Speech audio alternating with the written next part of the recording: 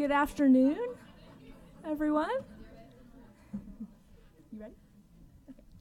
My name's Kaylee McMahon, and on behalf of the Library Lecture Series here at ZSR, I'd like to welcome you to this afternoon's presentation by Dr. Michelle Voss Roberts. We have a special introducer today, Dean O'Day, from the School of Divinity, so I'd like to welcome her to come forward and introduce Dr. Voss Roberts.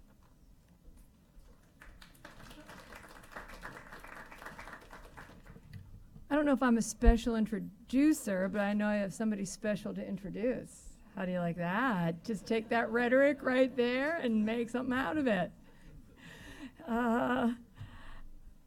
It's true, too. So it had a rhetorical flourish, and it's true. What more could you ask for? To many people in this room, because I see many of Professor Voss Roberts' students, but wave your hand. There's students and Professor Voss Roberts. Michelle Voss Roberts teaches at the School of Theology, and as I've said, you're going to Divinity School. Thank you, Neil. I was looking at where she got her degrees from. That's what I confused myself. Thank God my faculty's here to help me out. Michelle has a BA from Calvin College, a Master of Theological Studies from Candler School of Theology, that's where my eye slipped, at Emory University, and a PhD from Emory University in the field of theology. And she teaches in the fields of systematic theology, which if you're not a theologian, you wonder, she can explain it to you maybe during her talk. But systematic theology is trying to have an organized conversation about how we understand God. How's that for thank you. That's how I try to understand it. That's what the systematics means. Right? Michelle is a pioneer, I think that's a very fair and apt description, in an important new field in comparative theology, which takes different religious perspectives on the understanding of God and tries to have not any one theology dominate, but really to be in a mutual conversation about what do we learn about God and about human beings and relationship to God by this comparative conversation. And Michelle is a pioneer. It did start, there's a generation before her, but she is definitely the leader in her generation in this field. And Michelle also works in feminist theologies. She is the author of 2 books, one you're going to hear about today, and over a dozen peer-reviewed articles. Her first book, Dualities, A Theology of Difference, received the award for the best book in Hindu Christian studies. So that was a big accomplishment when the book was published in 2010, and it was the award for the best book in Hindu Christian studies published between 2008 and 2011. And the book she's going to talk out of today that's correct, right? Taste of the Divine, yes. Taste of the Divine, Hindu and Christian Theologies of Emotion, was published by Fordham University Press in 2014. And to prove that I was right when I said it's not so much that I was a special introducer as much as I had someone special to introduce, this book also is an award-winning book that was the recipient of the Award for Excellence in the Study of Religions by the American Academy of Religion at this past annual meeting in 2015. Wasn't it for the comparative study of? That's what I thought. This came off of some other place. The comparative and constructive studies, which is actually about the hardest category. It has the most contenders in that category. So to win an award in that category, and it's a jury of peers, is a big deal. And the citation about the book talked about its creativity, the elegance of its style, and its own on a book on aesthetics, that the book itself has a high aesthetic quality. So it not only does Michelle write about aesthetics, but she writes aesthetically about aesthetics. And as any other academics in the room know, that's not necessarily always an easy thing to do. So, Michelle.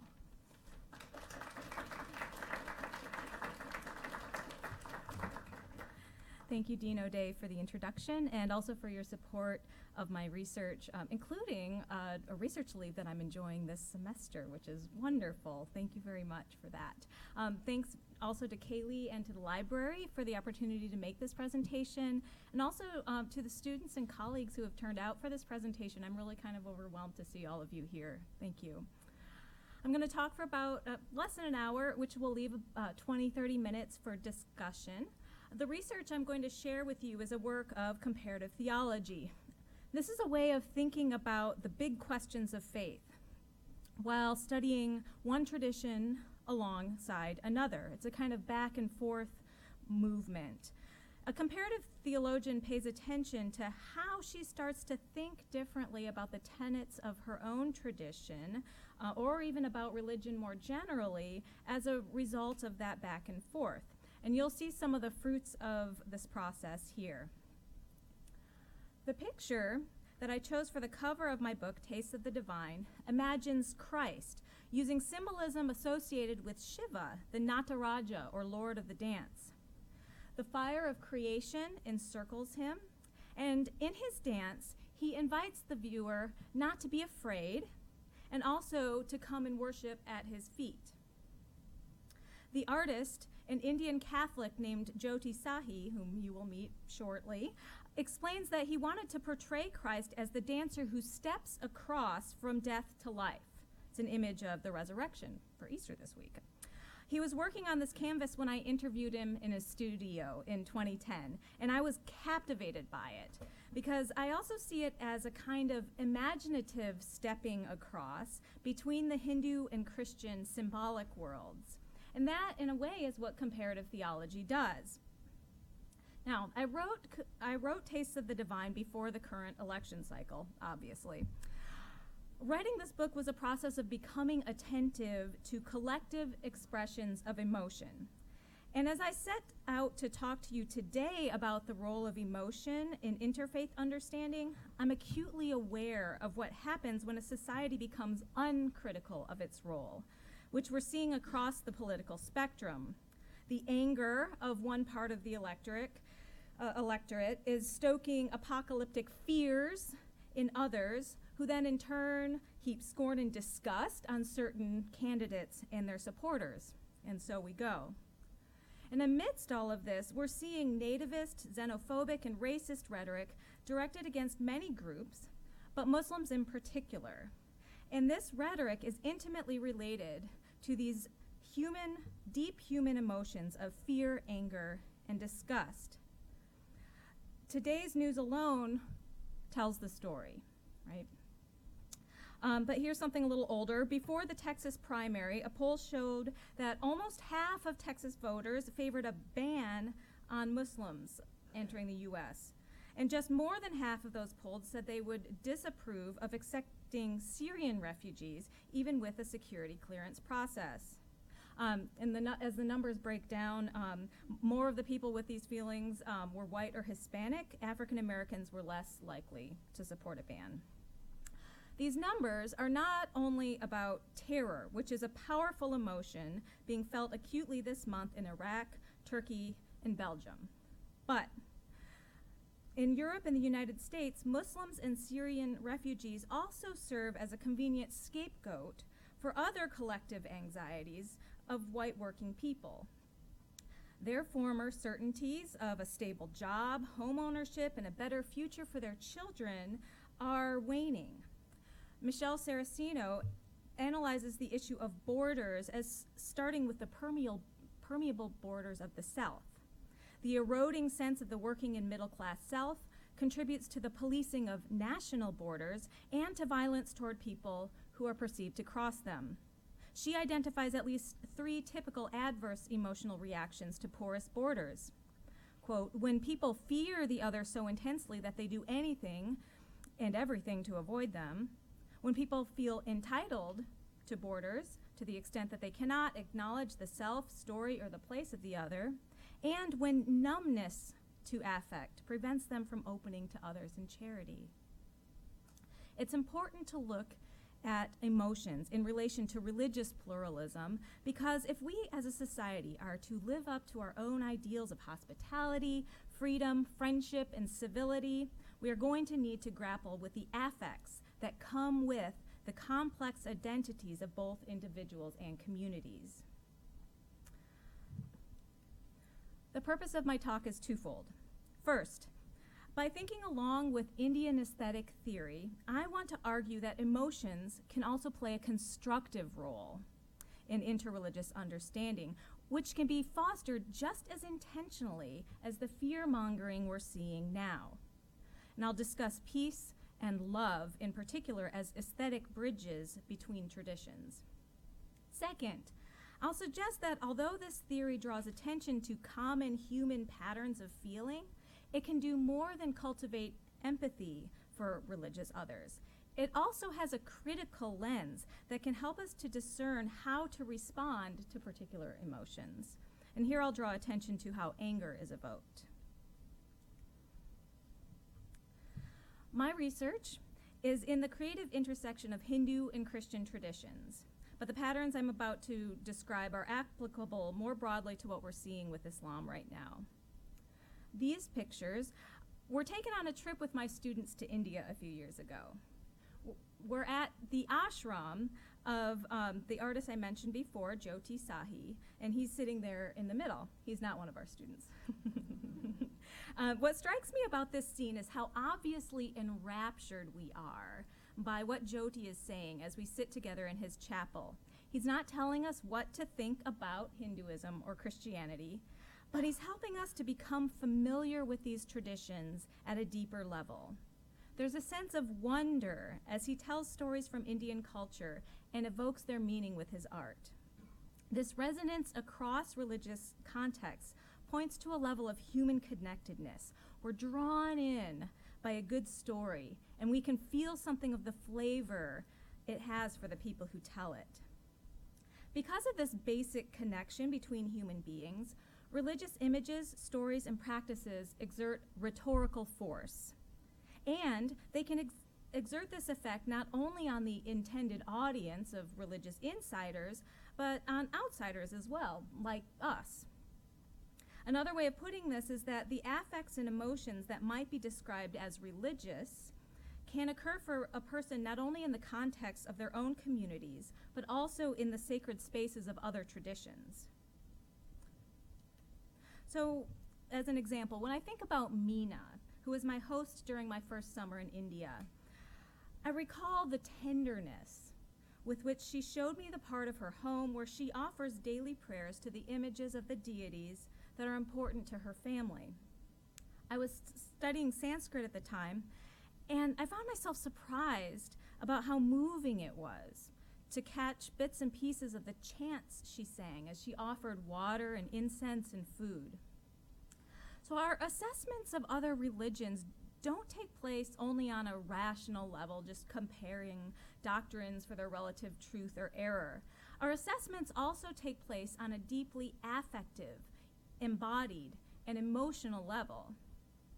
While another religion's apparent strangeness can repel us, its wisdom and beauty can also attract us.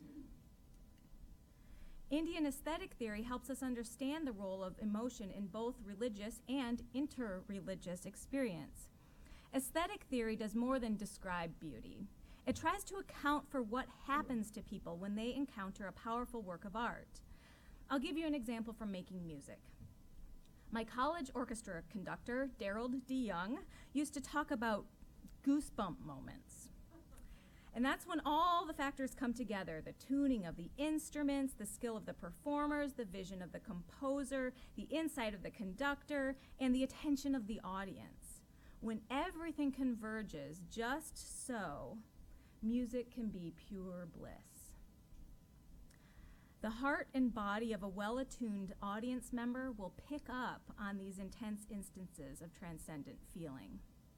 The mind, body, spirit similarly knows these goosebump moments through religious experience, which has aesthetic dimensions. We experience it in the divinity school when we worship with hymns in four-part harmony, heartfelt praise choruses, protest songs, or simple Taizé chants. I can look around in Davis Chapel and observe that others are feeling this too. They express it by closed eyes or raised hands, shouts of hallelujah, or silent tears. Sometimes it's difficult to tell where aesthetic experience ends and religious experience begins. And so I'd like for us to think about interfaith encounters in terms of this relationship. Indian theologians call upon an important aesthetic category, rasa, to account for the ways that religious experience is simultaneously transcendent and embodied. This concept has a long and varied history in relation to the religions of India. The basic meaning of rasa is sap, juice, or the essence of a thing. And from this meaning derives secondary senses of tasting and aesthetic relishing. Third, rasa signifies the blissful, transcendent culmination of aesthetic experience. So if a performance has been successful, then the audience has one of those goosebump moments, right? And they taste aesthetic bliss. Finally, rasa denotes 9 basic emotional states, each of which is called rasa. A love story, an epic about war, a religious biography, and a comedy all have different emotional flavors. Any given drama might have one of these as its main rasa or emotional focus. In South Indian cuisine, there's a soup called rasam that accompanies most meals, and it has this name because of its distinct flavor, which can only be produced by a particular combination of elements. In India's classical dance tradition, performers learn to execute the recipes for each of the basic emotions, and a seasoned audience member learns to savor them. So I'm going to show you a dance piece in the Bharatanatyam style, which many young women of Indian descent learn as part of their cultural heritage. This piece is called Navarasa because you will see all 9 rasas depicted in turn. They're going to go by quickly, so I'm going to name them. I'll name the rasas as the dancer shows them.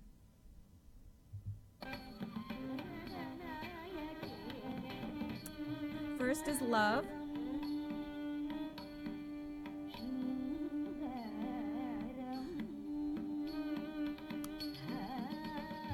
Humor or laughter.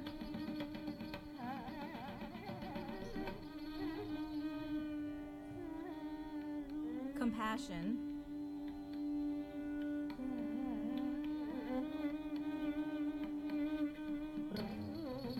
Fury.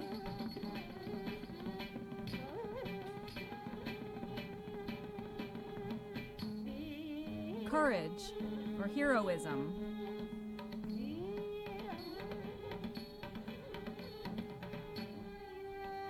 Fear.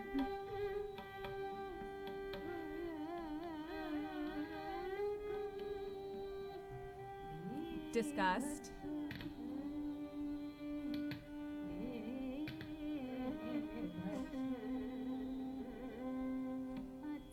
Wonder.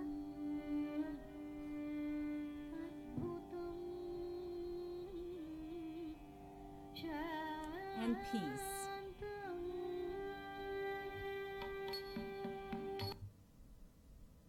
You probably didn't need me to read those out to you, because, but you notice what an excellent student of the expression of emotion a dancer has to be to do this style of music. The texts that teach how to do this pay really close attention to eyebrow movements, cheeks, mouth. Every part of the body is involved in expressing these emotions, so you had no trouble understanding the emotion she was trying to depict. The aesthetic tradition of rasa, of which you just got a taste, stems from Bharata's Natya Shastra, a text that outlines those specific dramatic techniques for evoking emotion in an audience. According to a part of it, a very short little part called the Russa Sutra, rasa arises through the combination of 3 things: excitants or vibhavas, indicators or anubhavas, and transitory emotional states, vyabhichari bhavas. For example, a drama about love would evoke it through excitants like a garden and a full moon, indicators like lovers gazing at one another or an individual daydreaming maybe, and transitory or compatible emotional states like the anger of a lover's quarrel.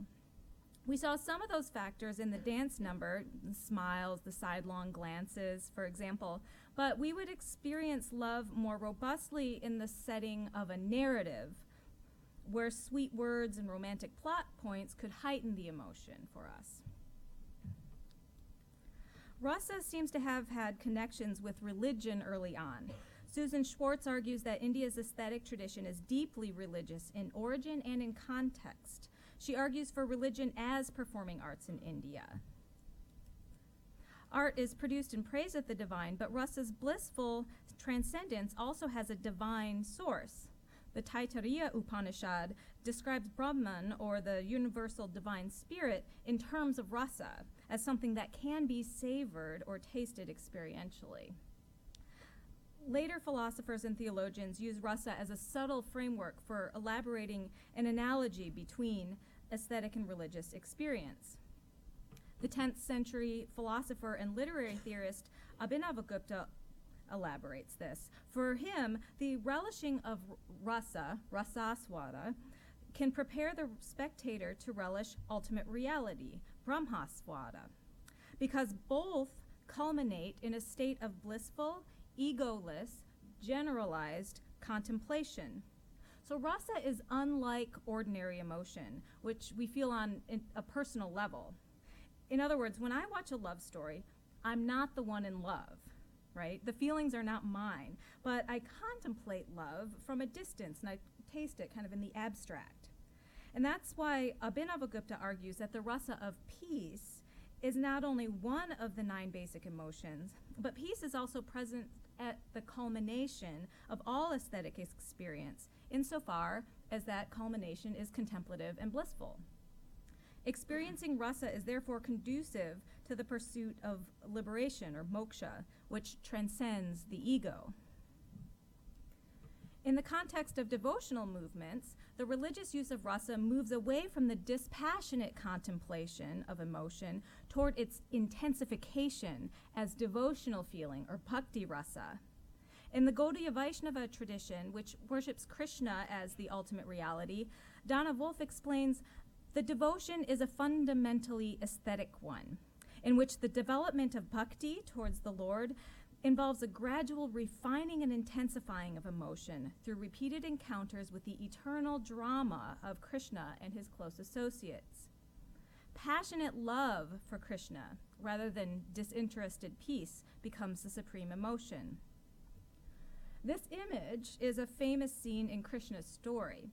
As a young man, he is so attractive that everyone in the community is drawn to him. And you see him depicted here as he usually is, with blue skin. In the center, he dances with his eternal consort, Radha, who is incarnate as this young gopi woman. She's a cowherder in this rural community. As the story goes, Krishna plays his flute, and its entrancing sound awakens the women, married and single alike, and draws them into the forest to meet with him. When they arrive at this clearing, they form a circle and dance together in love. Krishna miraculously multiplies himself so that each woman feels as if he is dancing with her alone. This circle is the epitome of divine human love. Love of God causes devotees to abandon their respectability, symbolized by the married women risking everything to be with Krishna. And there you see in the, so this dance is actually called the Rasa Leela, and it's evoking so much love that the gods are sitting in the boats watching it. They're savoring the mood of devotional love. In the 20th century, rasa has leapt its cultural and religious bounds. And so you have comparisons happening with between rasa and Western concepts like catharsis, and also non-Hindu theologians who use the concept to analyze their own scriptures and experiences. So in this woodcut, the woodcut is by Jyoti Sahi, and he worked with a German theologian to explore the universe of the Psalms. And they actually go through all of the 9 Russas. This one is the one that they do for courage, and they pair this woodcut with a passage from the Psalms and the Mundaka Upanishads. Their explanation is, in these meditations, we do not so much consider heroic courage, not the single courageous act for which daily life gives us rarely an opportunity, but the courage to submit to God's protection and the courage to carry on with our daily lives indefatigably. The well-known simile from the Mundaka Upanishad of the arrow of our soul, which must be pointed at God as its target, certainly suits the mentality of the psalmists, who consider life as a battle and describe their struggle for God and for a happy, peaceful life in the community of their people with images from battle and war. So one thing that I'd like to point out from all of these examples of rasa in the religious sphere is that religious experience, for all the ways that people experience it as transcendent, as raising them out of the mundane moment to encounter the divine, religious experience is also profoundly rooted in the senses, emotions, and devotional practices. And if we recognize the particular sensory and embodied components of religious experiences, we have a very useful way to account for similarities and differences between them. Okay. Having introduced you to the theological legacy of rasa, I'd like to propose that rasa can help us theorize how aesthetics can be a bridge between religious traditions. Rasa illuminates how people can come to understand and appreciate one another on an intuitive, embodied human level through religious art, worship, and texts. This is not only an argument for what is common in humanity, because it also accounts for what is culturally specific by analyzing the excitants, indicators, and accompanying emotions of religious performances that might initially seem strange to outsiders. For example, I know you could identify the general emotions in the video I showed you, but if you were going to watch a full dance drama, you might have some difficulty identifying the specific vocabulary of the hand gestures, right? That's a whole vocabulary that you have to learn that's culturally specific. Because rasa covers the range of human emotion, it also covers a range of religious experience. So we can understand the aesthetics of other faith traditions if we become appreciative and cultured spectators of religious emotion. Rasa smooths the transition from experience of another tradition to theological engagement with it. Allow me to make another pass at the core emotions of peace and love to explain what I mean. So we'll start with peace. Experiences of meditative peace can serve as aesthetic bridges between traditions. This is the Satchidananda Chapel at the Catholic Center in Bangalore, India. It's known as the NBCLC. And it was designed, you might guess, by Jyoti Sahi, my favorite artist for this book. A little background is in order to understand this building. Following the Second Vatican Council in the 1960s, churches around the world were encouraged in the project of inculturation, which is expressing the Christian faith in idioms native to particular contexts. The NBCLC was founded following the council to continue the initiative that was already underway in projects such as the Christian ashram movement, where Christian missionaries in India took on the garb of Hindu holy people, studied the wisdom texts of India alongside the Bible, learned to meditate in Indian ways, and formed a community, an ashram, for this kind of activity. During this period, the center produced writings, liturgies, and art that embraced many symbols from India's religious traditions. The NBCLC's early art and architecture were replete with meditative ideals. They held a weekly mass, conducted primarily in Sanskrit, and they later established a company of classically trained dancers to promote the gospel through Bharatanatyam, the dance form you saw earlier. So, let's look at how this chapel inspires the rasa of peace. Crossing the threshold of the structure, you would instinctively become quiet and attentive. You've left your shoes behind you on the steps, and now it feels as if you're treading on holy ground. The space is a kind of axis mundi, or a cosmic tree, planted where the horizontal and vertical dimensions meet. On the horizontal axis, The chapel marks a square. It's a symbol of fullness. That's the basic orienting structure for Hindu temples. And the lines crossing the room provide a mandala, a kind of visual meditation. They represent the space of the cosmos, which is replicated in the space of the heart. The windows hold grills with imagery that's resonant across Indian religious traditions. You see here a monk in a yogic posture of meditation next to Mary praying with Jesus in the cave of her heart. That cave of the heart is a traditional symbol from the Upanishads. In other windows you find the 4 stages of life together with the 4 gospels, the Upanayana Hindu initiation ceremony for men, side by side with a symbol of the Christian sacraments, and the Buddha receiving hospitality as a beggar with Abraham and Sarah welcoming divine guests unaware. So these inspire meditation when they're juxtaposed with one another.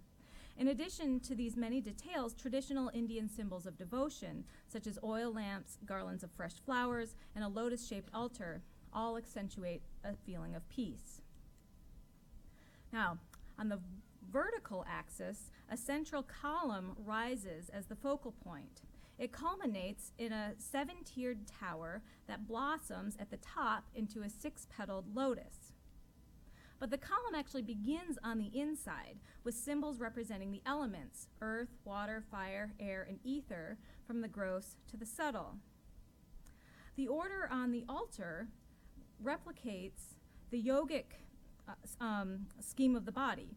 In yogic and tantric systems of meditation, the breath rises and the consciousness moves upward toward greater subtlety, toward union with the spirit. The yogic system of the chakras represents this experience and are employed in meditation to evoke it. So here, each of the lower chakras is represented by one of the elements, and then meditation on them is supposed to ascend to the opening above the crown of the head, where one tastes union with the divine. Here, ensconced in the cave of the heart again, is the tabernacle containing the Eucharistic host, the Word made flesh, descended to dwell among humanity. The vertical thrust directs the attention upward to union where the lotus blooms above. And by the way, one need not be familiar with these cultural symbols to feel peace here. The space does it for you. The verticality, soft lighting, quiet mood, and other indicators of peace evoke it at a physical level. It's like when you first walk into a great cathedral. If you've been talking loudly, you sort of instinctively fall quiet. You don't have to be Catholic to sort of experience it as a cathedral as feeling holy, right?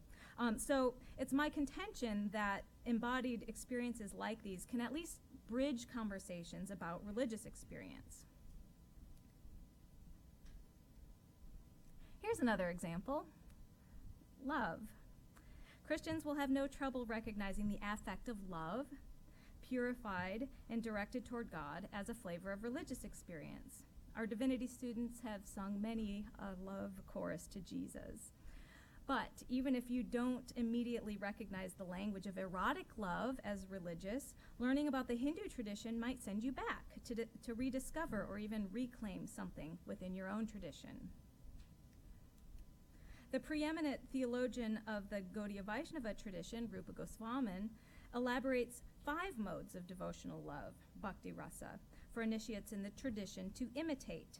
Depending on their particular temperament, individuals might relate to Krishna in the modes of peaceful, respectful, friendly, parental, or erotic love. Each derives from modes of relating to Krishna in the Bhagavata Purana, which is the main scripture of that tradition. Peaceful love is a bit like Abhinavagupta's notion of rasa. A devotee relates to Krishna through calm contemplation or awe.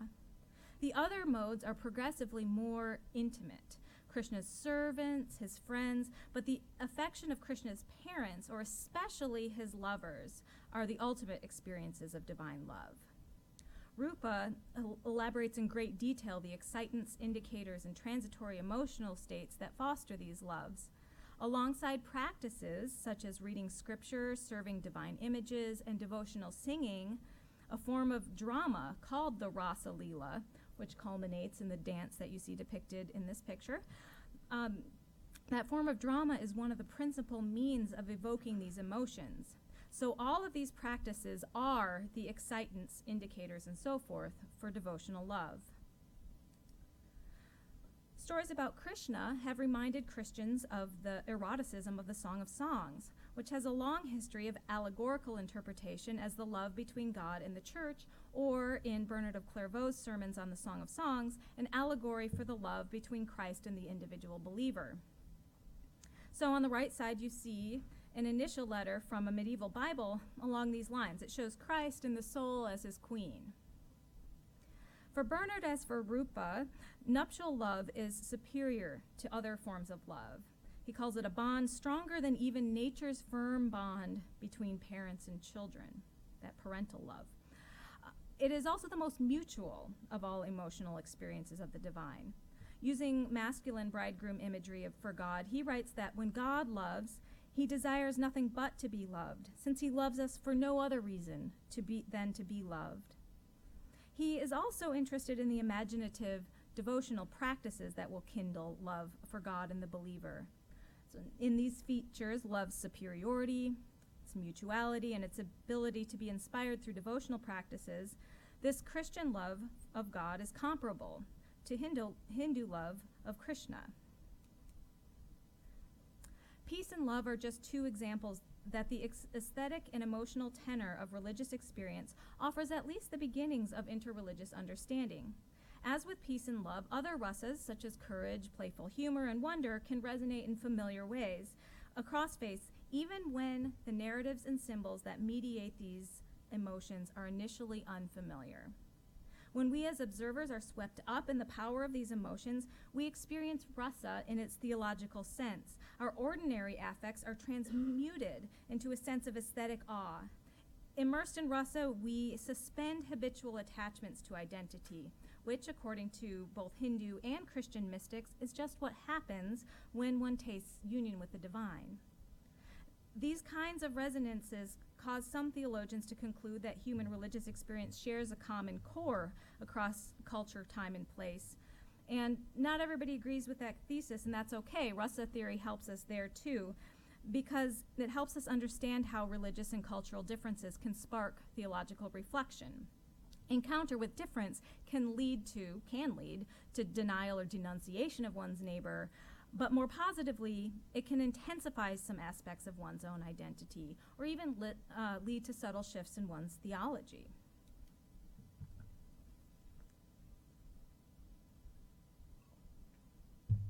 At the beginning of this talk, I promised that I would not only argue that emotions are aesthetic bridges that lead to interreligious understanding, but that I would also draw on Russa theory to show that critical analysis of how emotion is evoked can guide our responses to particular emotions. So I should tell you that not everybody has a sense of the holy when they experience the NBCLC chapel. In fact, it makes a lot of Christians furious. So what are the excitants, indicators, and accompanying emotions of their anger? What goes into producing and expressing this rasa? One reason for this is that although it embodies an Indian aesthetic that they share, and also a spiritual sensibility, it's a sensibility characteristic of one cross-section of Indian society, the Brahmin or priestly caste. These are the people largely responsible for the canon of Indian wisdom literature that you're likely to be learning about in your world religions classes, the Vedas, the Upanishads, parts of the Bhagavad Gita, and so on. But this is also the caste that's benefited from the stratification of Indian society. So again, this may be review for some of you, but you may know that there are 4 major classifications in Indian society, at least theoretically: the Brahmin, the priest, Kshatriya, warrior; Vaishya, merchant; and Shudra, farmer or worker. In reality, these castes or varnas are broken up into thousands of subcastes or jatis.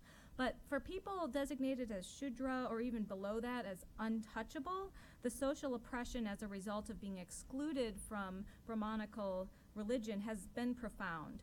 Untouchability has been illegal in India since independence, but it still functions. So this group, the untouchable group, which prefers the name Dalit, meaning broken, crushed, or oppressed, This group can express a lot of anger about that kind of spirituality. You can understand how this way of ordering society might appeal to a Brahmin, but not a Shudra or a Dalit. For example, most Christians in India are Dalits, and when they see the NBCLC chapel and all the Hindu imagery, they don't feel at home or inspired. They are very uncomfortable because these symbols they experience these symbols of having been oppressive for them. The anger that alerts a person that something is not quite right can become a religious emotion. We see this in the righteous anger of the prophets of the Hebrew Bible, or Jesus driving out the money changers from the temple, or contemporary prophets against injustice. I'm going to show you a clip with part of a street performance by Dalit activists in which they symbolize the necessity of rising up against oppression. Allow me to summarize the narrative and dramatic elements that come first. These women take the stage against a backdrop depicting a rural Indian village. Each holds a parai, the round, flat hand drum with which their ancestors announce the deaths of members of the wider community. At first, they dance proudly and happily with really complex and exciting rhythms and footwork. But after a little while, a landowner with a long staff and a whip arrives, and he demands that they work for him. The dancers then huddle together, and they're afraid and they're confused. The landowner makes one of the dancers get down on her hands and knees so that he can use her as a chair, and he orders the rest of them to dance. Their beat loses its complexity. Bent low in fear, their feet shuffle rather than dance. But as they move, the women organize themselves. They start a slow beat. Their leader declares that they cannot face such forces alone, but need to band together. So they stand and surround their taskmaster, trapping him in the middle of their circle. Now he is afraid. Unable to run, he falls to the ground. The choreography expands so that the dancers step on him in time with the beat. He lies still on the ground and does not get up. The women smile once more as they dance in victory. So you see that as the piece is ending, several performers have constructed a pyramid so that they stand tall over their vanquished oppressor. And one drummer rests with her knee on his back, and a couple of others give him a final kick. You might be surprised at the violence of this image, muted as it is, but the director of the organization that produced this street drama espouses a philosophy of nonviolence and explains that this scene illustrates the energy needed for the people to rise up against oppression. We find a similar philosophy among many Dalit Christian activists. This text comes from a liturgy written by Dalit theologians at Tamil Nadu Theological Seminary, which confronts the history of caste, gender, class, and clerical privilege in their curriculum and in their ministries. This excerpt is from their liturgy for common worship, which enacts a healing process of anger, confession, and forgiveness. So the pastor announces, "This is the day that the Lord has made. We will rejoice and be glad in it." The community pushes back. How can we rejoice in the Lord when Dalits suffer atrocities by the dominant caste forces, police officials, and male chauvinists? The congregation then has an opportunity to narrate its experiences, and then individuals stand to ask and to receive pardon. In that section, the pastor begins by confessing the temptation to treat his or her vocation as an opportunity to dominate over others. Non-Dalits confess to using Dalits as slaves and propping up the injustices of the caste structure. Men confess to the failure to treat women as equals. The rich acknowledge their responsibility for the condition of the poor. And after each confession, the wronged group expresses forgiveness, even if, as the women respond to the men, "We find it difficult to believe that you sincerely feel sorry for all that you've done to us all these years." It's right there in the liturgy. After each confession, the two parties share objects of symbolic reconciliation, and the ceremony concludes with Eucharist. So anger, expressed liturgically, can speak the truth of long and ongoing abuse. It can rally oppressed groups to action. It can hold perpetrators accountable for injustice. It can, although it by no means always will, lead to reconciliation. Thinking interreligiously now, like peace and love, fury and other so-called negative emotions can serve as aesthetic bridges. Terror and disgust at violence can awaken solidarity, as can compassion for fellow creatures. These kinds of shared feeling enable people of different religions to stand with one another. We've seen this, I think, in many of the interfaith responses to terrorism, as well as in interfaith community organizing. But notice the shift. You'll remember that initially, Russa was a completely disinterested experience felt by the cultured audience member or a yogic sage in contemplation who transcends the troubles of mundane reality. Over time, with the devotional movement, there was more of a sense of personal investment. Bhakti rasa is not only love in the abstract, but one's own love for God. But even though rasa had become more personal, it was just as otherworldly. It was an inward, individual relationship with God in one's heart. It transposed one to heaven, as it were. Despite all of the erotic imagery in scriptures, Christians and Hindus alike are very clear that it's only imagery. It has nothing to do with erotic or embodied relationships in society. But with justice work, bodies and their lived realities come directly into view. Good observers of anger will be suspicious of the aspects of religion that discourage people from looking too closely at material conditions. Rasa, though, is always evoked by material conditions, and this is part of its critical purchase. So if Rasa names the awe and attraction of InterReligious Encounter, insofar as participants are like the audience of an exquisitely executed drama, Rasa also provides an analytical tool, a means of reviewing their performance. It asks us to pay attention to what factors are exciting strong emotions, how people are expressing it, and what other implications it carries. So I'll give another example from the Indian context. Theophilus James Apavu was a theologian and a songwriter who was central to the development of Dalit Christian activism at Tamil Nadu Theological Seminary. He challenges the Church of South India for its preference for Western and classical Indian music forms, which he thinks blunts the Church's ability to act in solidarity with the oppressed. He says, "We cannot change society without agitation or protest. Which music will initiate this protest?" And then he quotes some lyrics which mean, "Be at peace and don't be angry." And he says, "When high caste people beat and rape our women, should we watch and not get angry? Are you kidding? What does this music do? It quiets and calms us down. Not just the content of the song, but the music itself is like that. The musical sound or effect of classical music quiets and soothes the mind, and the person becomes tame. As soon as we sing, the listener will become drugged, like taking alcohol. This music is not fit for the struggle. It's too melodious, right? So it's not a recipe for liberative work in the world, he thinks. The courage and anger necessary for Dalit activism, Apavu believes, cannot be evoked through the music of the dominant classes. Classical music tends toward transcendence. It functions as an opiate of the masses insofar as it pacifies Christians when they should be roused to bold action. So Apavu's own compositions for the church draw directly on the folk forms, rhythms, and instrumentation of village Dalits, with lyrics that are very easy for ordinary people to remember and sing. Returning home. Attention to the embodied foundations of feeling can also help participants in interreligious dialogue to make discerning judgments about what we encounter. When does appreciation of contemplative arts or admiration for another tradition's sincere love for God lull a person into contented interiority?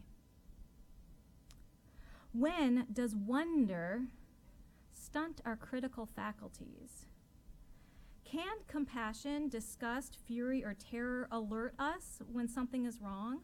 For example, to power imbalances between dialogue partners? We must also examine gut reactions such as disgust or terror. Have we been conditioned to react negatively to religious or racial others by cultural prejudice instilled by family, leaders, or the media? When are those emotions the result of propaganda, right? Very specific recipes for evoking emotion. When do they manipulate us for political gain? When are feelings exploited for violent purposes? Are they the result of contemplating our neighbor's faith or somebody else's portrait of it? When we read the recipe for these emotional tastes, we can learn how such affective states arise and make more informed judgments about their truth and our response to them. My argument then has been that religious experience is always embodied, and therefore interreligious dialogue takes place on an embodied and aesthetic plane. Because peace, love, fury, and other emotions orient communities across religious lines, people of different faiths can understand one another on the basis of the shared experience of having bodies and feeling emotions. This is happening on our campus, I think, when our classes visit houses of worship, when dialogue enables students to listen to the experiences of others, and when the religious student associations work together in the spirit of pro humanitate. I hope that I've been able to convey Russa Theory as a helpful tool for these experiences, and I look forward to hearing your questions. Thanks.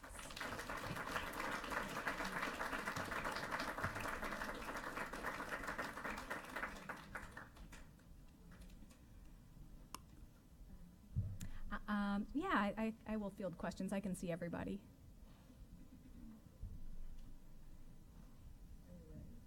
I'm ready. Josh. Sure. Hi, I'm Josh. So I'm working on Theologies, who believed love that was an attractive force of such measure that it literally holds the atoms of the world together. I'll say all that just to make it clear that I'm on the side of love. But you opened by talking about politics, and especially the current political situation. And it seems to me that in American politics sometimes that it makes strange bedfellows, that you'll have groups from very different religious backgrounds in terms of dogma and doctrine who will come together over a shared experience, perhaps of fury or disgust. And I wonder if these aesthetic bridges are sometimes quite dangerous, that this coming together, which may perhaps be a kind of interreligious dialogue, is in fact a force for injustice, a force against liberation, something that's quite dangerous indeed. Yeah, I think you're right, and that's where I think the critical dimension is really important. The so-called negative emotions, and you notice that compassion was actually listed in there, which is kind of weird, but it's sort of a pleasure-pain dichotomy, right? And so peace is in the middle and is not on either side. But I think you're right that terror, anger, and disgust deserve special scrutiny, although peace and love aren't off the hook either because of the ways that they sort of encourage us to abstract from our context, right? And so critical awareness, I think, is really important in all contexts. So for many people to sort of step back from what we're seeing right now and say, like, how are religious people falling in line with some of what we're seeing? Isn't religion supposed to be about love, right? We're seeing other things come to the forefront. So that's why I really think the 2 points that I make need to be held together. It's not just about, oh, we're all people and we all love, and or you and I are really angry, and good thing that helps us form a coalition. The second critical part, like, what's going on here, right? What's the recipe for this this fellow feeling that we're having? Is this something that actually fits with our ideals, or is it coming from other places? So my question is, I say I live by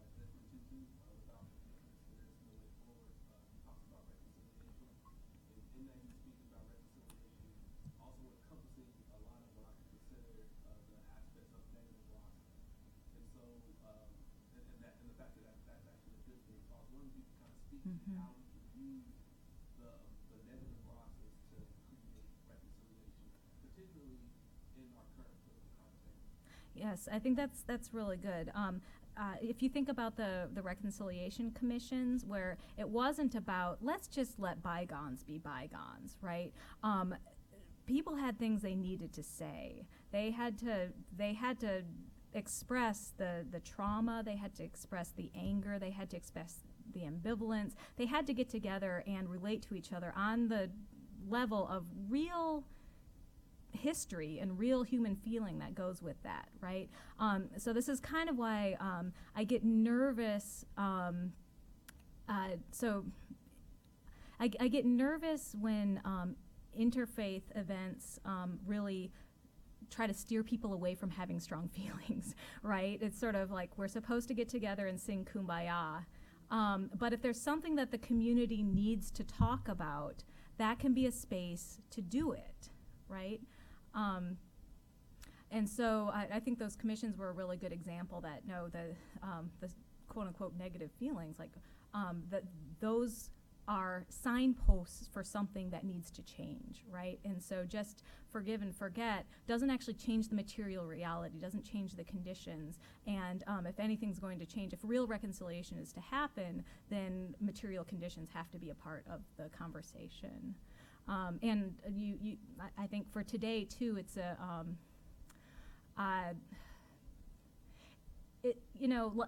peace and love aren't the only things that direct our attention away from material conditions. I'm starting to realize in thinking about your question too, because the feelings of anger that are fueling a lot of what we see in the public sphere right now also sort of shut down critical faculties and prevent people from actually seeing their neighbor, right? Rhetoric about Muslims takes the place of actually knowing any Muslims, right? Or actually taking any trouble to find out what's it like to be a Muslim in our community. What do Muslims actually believe, right? You can get fueled up just by your anger, and that seems to be the only thing in the gas tank, right? So again, where's that coming from, and what's materially the reality? Chanchal.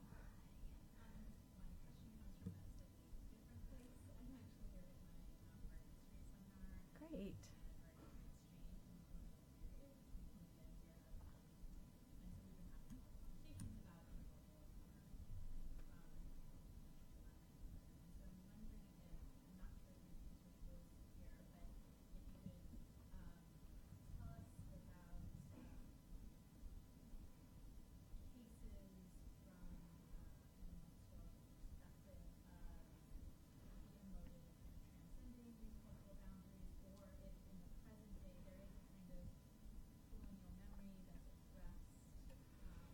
Ooh.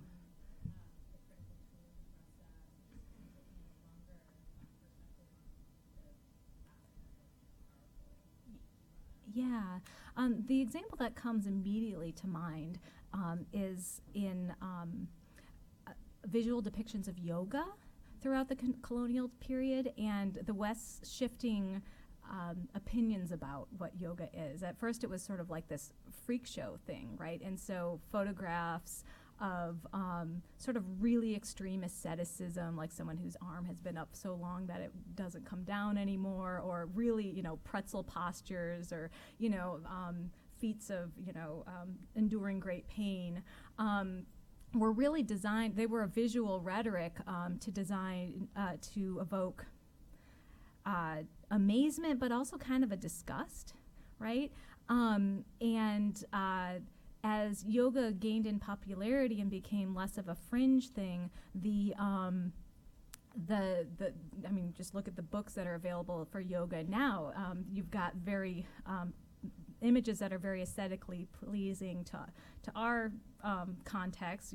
Very fit bodies, wearing high-priced gear, laid out in glossy photographs, and this is sort of the epitome of the healthy lifestyle that's to be consumed and desired, right? And everything in between, too. So for spiritual seekers, depictions have evoked more of the sort of peace and meditation and so forth. So I think even looking at shifts over time can be really helpful for seeing what's happening with the colonial legacy. But I'm also positive that your class has really, really good examples of this at the tip of their tongues.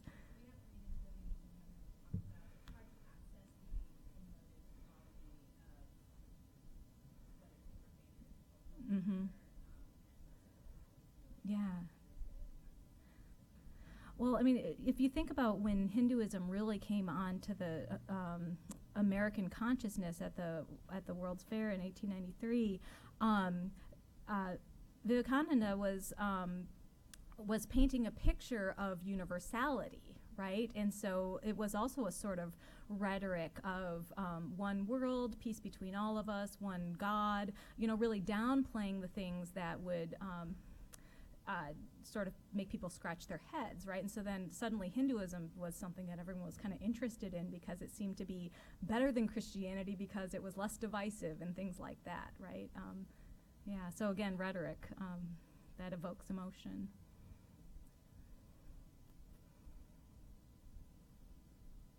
Catherine, hi. You hit on it a little bit at the end, but I'd like to hear you spin out a little bit more. Because I think about this bridge, an aesthetic bridge, between two different cultures or faiths, or even communities within the same faith. Yes. It strikes me that one side of the bridge often has a fairly strong power differential. Mm-hmm. Power relationships play into not only the emotions, but the ways in which those emotions are crafted through the rhetoric.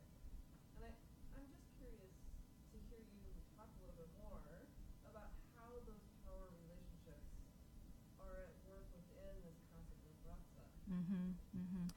I was really conscious of my own power. My power to study India, to travel to India, to consume ideas, right? And one thing that the comparative theologian tries to be very aware of is those dimensions. I mean, in the study of religion itself, Christianity has had a really strong hegemony, and so comparison has taken place on Christian terms, has sort of, and so one of the things that is happening here that, I mean, it can be viewed in a couple of ways. This could be a Christian sort of going to India and finding something she likes and taking it back and making it her own, right? Another way of framing it could be that it's about time we had what some folks, Rita Sherma and Jose Cavazan, are calling theory parity. It's about time that some of the other traditions started lending concepts to frame the study of religion, right? And so I have not found anything. I've looked in the tradition of theological aesthetics, and there's nothing like Russa there. And so I think this is a great concept that that can be used much more broadly, and I'm really interested to see how that could develop. And so is this an act of consumption? Is this a move towards greater theory parity? Is it both? Yeah, probably. Right, appropriation. So all of that's going on. But in terms of what you're asking about power differentials in particular cases, it's often the people who are really, who are not being heard, who express themselves with strong emotions, right? I see this sometimes in the classroom, where people get really uncomfortable, right? And so we can even talk about affect and emotion, but we have to do it in a dispassionate way, right? Which I think has to do with cultural communication styles. I think it has to do with sort of, again, wanting to sanitize and hold some of those things at bay. And that can be really tricky as well. I think I might not quite be getting at what you asked, but those are some of the things that kind of resonated from your question.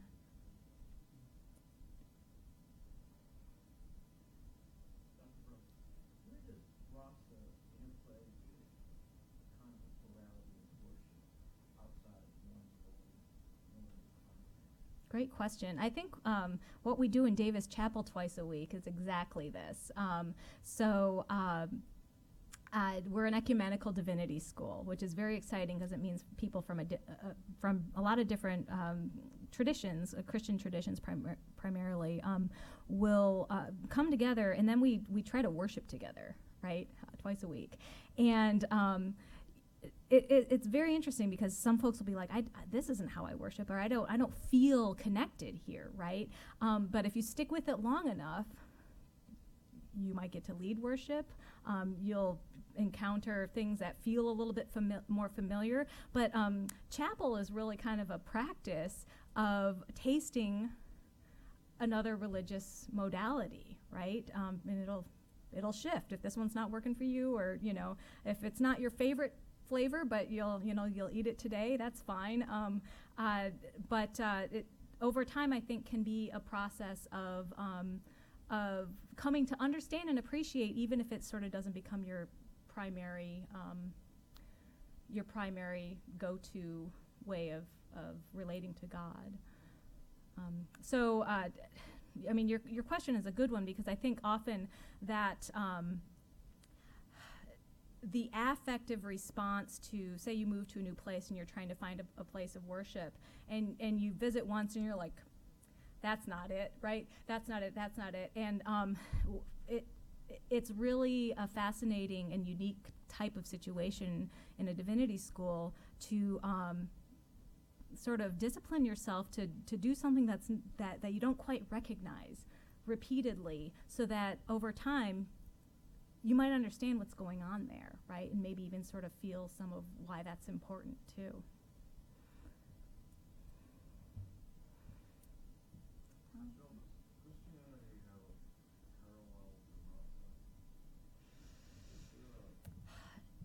Yeah. It's not only the, I don't know what to call it, descriptive, but it also provides kind of methodology for making these aesthetic connections. I haven't discovered a Christian parallel.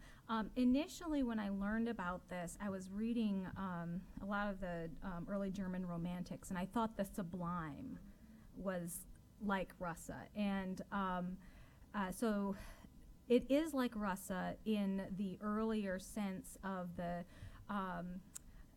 feeling that sort of pulls you out of your context and eliminates duality, and you're sort of momentarily suspended, right, in the face of beauty or grandeur or terror or whatever it is, right?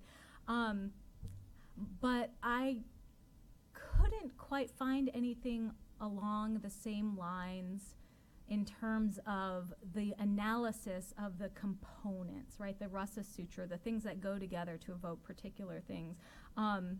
It's sort of never quite that concrete. It's much more sort of fuzzy in the Christian tradition to what I can tell. Although there are these practices that have emerged, like in evangelical circles of Christian drama, right? Which I think are trying to do something like what Russa Theory says. Like, you can actually produce in your audience certain religious feelings if you put the recipe together right? If you put on this passion narrative, or think about the rhetoric of like Mel Gibson's The Passion of Christ, right? It's very calculated to evoke a certain religious emotion, right? And so I think maybe the practices are there in some of the, maybe even homiletical or liturgical practices, right? What is the mood we want to create and so forth. But now Veronis and also Jill, if she were here, could set me right. I don't know how detailed the prescription goes. Like, well, if you really want your audience to feel this, here are some of the ingredients that should go into your talk. I'm guessing there's some of that, right? It comes under rhetoric and things like that. So those are some of the places where I would look for parallels. But this kind of ignited my imagination in such a detailed way. Yeah. Neil, hi. Aesthetic theory manipulate responses. Mm-hmm. How does that relate to the old Chicago school notion of religion as pseudo-generous?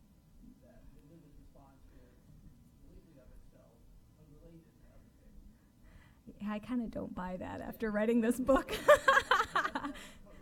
Yeah, and so I alluded a couple of times in the talk about theories that that there's like this common core, and all religions are really about feeling the same thing, but just expressing it with different languages and images. And I think that the commonality comes insofar as we have bodies, right? I mean, they're not that different from each other, and bodily experiences.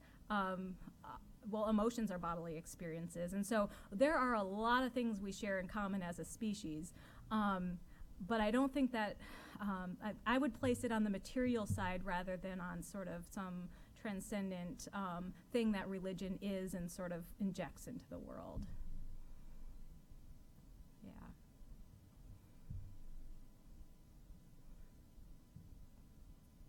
Well, those are really good questions.